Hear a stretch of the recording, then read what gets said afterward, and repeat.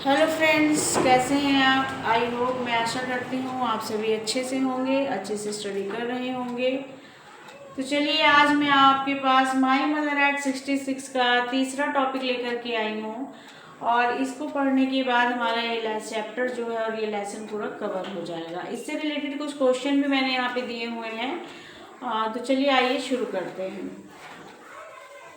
यहाँ पे देखिए, आप सबसे पहले देखिए, यहाँ दिया हुआ है as soon as a winter's moon and felt that old as a winter's moon। ये लाइन बहुत ही ज़्यादा इम्पोर्टेंट है। as a winter's moon and felt that old familiar ache, my childhood fears, but all I said was see you soon, Amma। All I did was smile and smile and smile and smile। इसमें कह रही है poet कि जो winters moon है, मैंने महसूस किया, मैंने क्या फेल्ट किया, अपनी ओल्ड मतलब पुराना सा, फैमिलियर मतलब जाना पहचाना, कुछ जाना पहचाना सा, एक मतलब दर्द, मैंने एक दर्द को अनुभव किया जो बहुत ही जाना पहचाना सा दर्द है। ठीक। विंटर्स मून का मतलब हुआ, यहाँ पे दिया ना, सर्द ऋतु का जो चंद्रमा होता है वो थोड़ा सा फीका सा होता है, वीक सा होता है। ठीक। वो विंटर मून्स का मतलब यहाँ पे लिया गया है जो बहुत ही कमजोर हो, बहुत ही फीका सा हो, धुंधला सा हो, ऐसे चंद्रमा से। तो विंटर्स मून की कंपेयर जो की गई है वो माँ की एज से की गई है। विंटर्स मून की जो कंपेयर आपका किया गया, किससे किया गया है? माँ की एज से की गई है।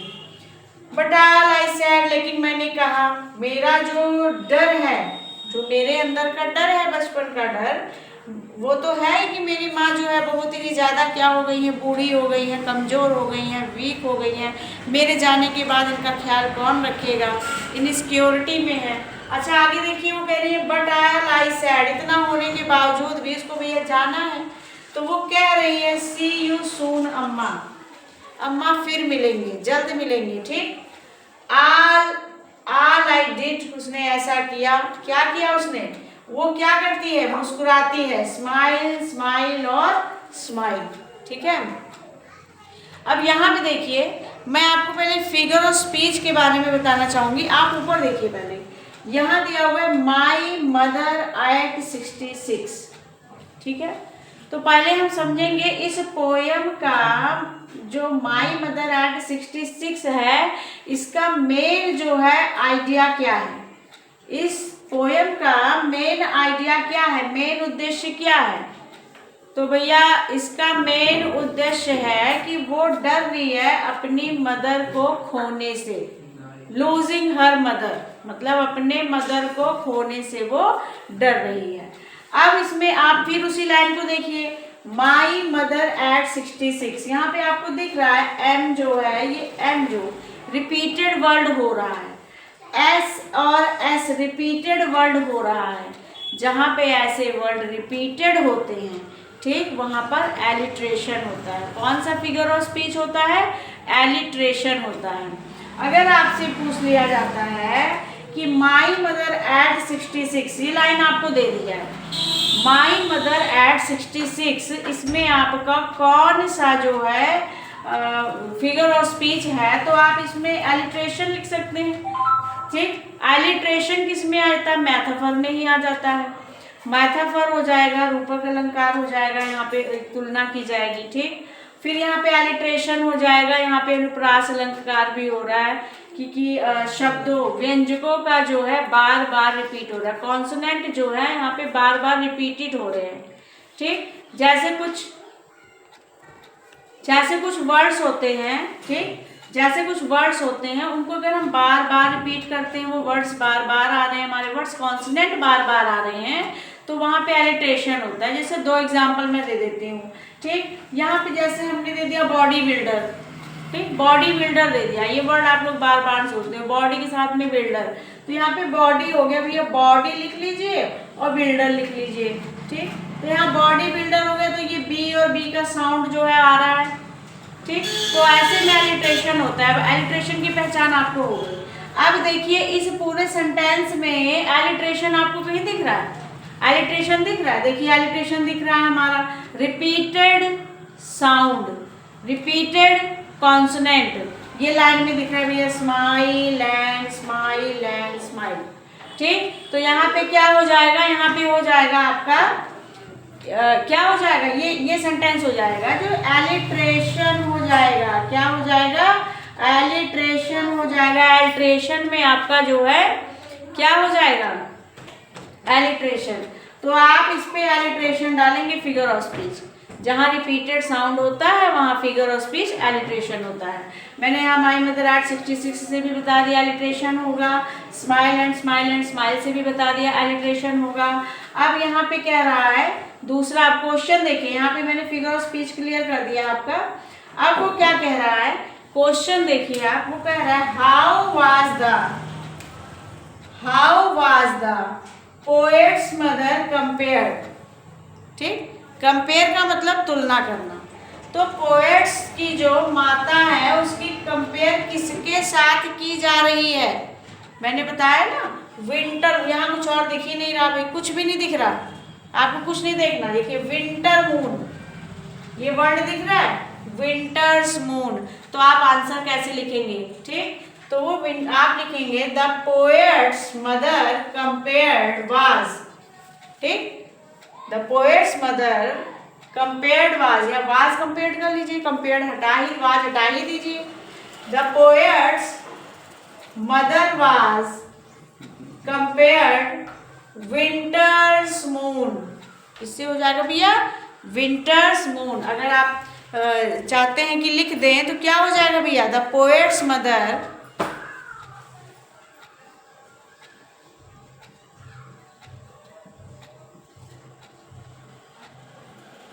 was compared winter's moon। ठीक, इसकी माँ की तुलना जो है एक धुंधले से चंद्रमा, शरद ऋतु के चंद्रमा से की जा रही है जो वो फीका पड़ा हुआ है। ठीक, मतलब वो चंद्रमा भी कमजोर है, विंटर वाला खिला नहीं, वो धुंधला सा है। आगे वो कह रहा है what did the poet feel, कैसा फील किया भैया, पोएट ने कैसा फील किया। तो पोएट क्या फील करेगी, अगर यदि आप ही लोग देख लीजिए, अगर आपकी मदर जो है सिक हैं या वीक हैं तो आप कैसा फील करेंगे, हैप्पीनेस फील करेंगे, सैडनेस फील करेंगे। तो इसी प्रकार जो है पोएट भी जो है सैड फील करती है। ठीक है, वो सैड फील करती है और इनसिक्योरिटी रहती है उसको कि मेरे जाने के बाद मेरी मम्मी को कौन देखेगा रे, ठीक है, उसकी देख रेख कौन करेगा। तो यहाँ पे कह रहा है the poets was filled with sense of sadness. ठीक, या आप लिख सकते हैं, ये दिया हुआ है the poets was filled with a sense of sadness. ठीक है, एंड हेल्पलेसनेस। ठीक, वो कह रही है वो बहुत ही असहाय है, बहुत ही दुखी है, बहुत ही निराशाजनक है। हेल्पलेसनेस का मतलब क्या हुआ, निराशाजनक।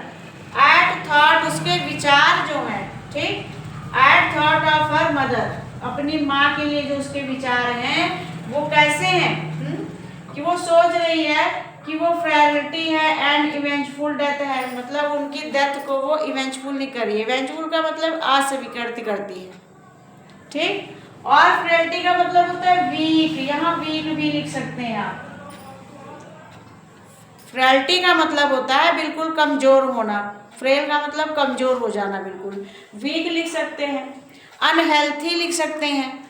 नहीं आपको समझ में आ रहा क्या लिखना है, ठीक, तो आपको शॉर्टकट में इसको बताते हैं कैसे लिखेंगे।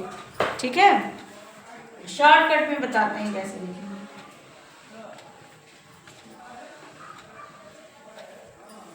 इसको आप लिखेंगे द पोएट फील और डिड दिया हुआ है, फील की सेकंड फॉर्म कर देंगे फेल्ट, सैडनेस। ठीक, क्या हो जाएगा, सैडनेस, या द पोएट फेल्ट सैडनेस। क्यों सैडनेस है, ठीक, क्यों सैडनेस है, बिकॉज हर मदर, उसकी जो माता है, her mother is very weak and unhealthy, अस्वस्थ है। ठीक, यहाँ पे आपका क्वेश्चन क्लियर हो जाता है। आप ऐसे सिंपल में लिख सकते हैं, the poets felt sadness because her mother is very weak and unhealthy. ठीक, सैडनेस नहीं लिखना जा रहे, सैड लिख दो भैया। ठीक, the poet felt sad because her mother is very weak and unhealthy. अगर इस क्वेश्चन का आंसर ये डालना चाह रहे हैं आप, इसको डाल दीजिए। अपने मन से बना के लिखना चाह रहे हैं, बहुत अच्छी बात है, आप इसको लिखिए। चलिए अगला देखिए, अगला क्वेश्चन आपका क्या है। What did the poet do at the time for farewell? Farewell party होती है ना, फेयरवेल पार्टी होती है ना, विदाई का जो समारोह होता है, तो वही फारवेल के समय, विदाई के समय उसने क्या किया? विदाई के समय कुछ नहीं कर रही भैया, ओनली डिड कर रही है। क्या कर रही है? Smile and smile and smile. तो क्या उसको खुशी हो रही है? ऐसा तो कुछ है नहीं कि उसको खुशी हो रही है और वो अपनी अम्मा से अलग हो रही है तो खुश हो रही है। नहीं, उसको तो अम्मा की उसको तो अपनी अम्मा की जो फिक्र है, ठीक, चिंता है, तो वो क्या सोच रही है, वो यहाँ पे लिखेंगे द पोएट्स, जो पोएट्स हैं, जो कवि हैं, कवित्री हैं, hide her pain, hide her pain, the poets hide her pain, जो कवित्री है उसने अपने पेन को क्या कर दिया? हाइड कर दिया। ठीक, उसने अपने दर्द को छिपा लिया। उसके बाद उसने क्या किया? उसके बाद उसने smile and smile and smile, ठीक, एंड सैड एंड सैड, वास डालिए चाहे न डालिए, ठीक, सी यू सून अम्मा, ठीक है, सी सैड सी यू सून अम्मा। इसको आप डाल भी सकते हैं, नहीं भी डाल सकते, आपको भी यहीं से उठानी है लाइन। ठीक, यहाँ पे शी सैड लिख सकते हो, शी सैड, तरीका बता रही हूँ लिखने का। She said see you soon अम्मा, आगे लिखेंगे, बाज रिमूव कर दीजिए भाई, बाज रिमूव कर दीजिए, उसका कोई मतलब है नहीं, वो तो कविता में डाल दिया है। शी सैड उसने कहा, सी यू सून अम्मा, जल्दी मिलेंगे, and smile and did smile and smile, और वो मुस्कुराई और मुस्कुराई। समझ में आ गया? अच्छा, मुझे ये जो क्वेश्चन आपको मैंने करवाए हैं, ये सारे के सारे क्वेश्चन आपके इम्पोर्टेंट हैं। ठीक, सारे के सारे क्वेश्चन आपके इम्पोर्टेंट हैं। अब मैं ये जैसे क्वेश्चन आपको आ जाए कि जो कमला दास है उसने किस लैंग्वेज में इस पोयम को लिखा, अलग से क्वेश्चन आ जाए भैया इसमें कौन सी लैंग्वेज का यूज हुआ, क्या डाल देंगे आप? तो लैंग्वेज आपको पता होनी चाहिए। इसमें कमला दास ने इंग्लिश और मलयालम लैंग्वेज का यूज किया हुआ है। किस भाषा का यूज किया हुआ है? इंग्लिश और मलयालम। यहाँ पे कौन सी लैंग्वेज का यूज किया हुआ है? लैंग्वेज का यूज कौन सा किया हुआ है भैया? पोएट ने। यहाँ पे डाल देंगे आप इंग्लिश और मलयालम। ठीक है, इंग्लिश और मलयालम।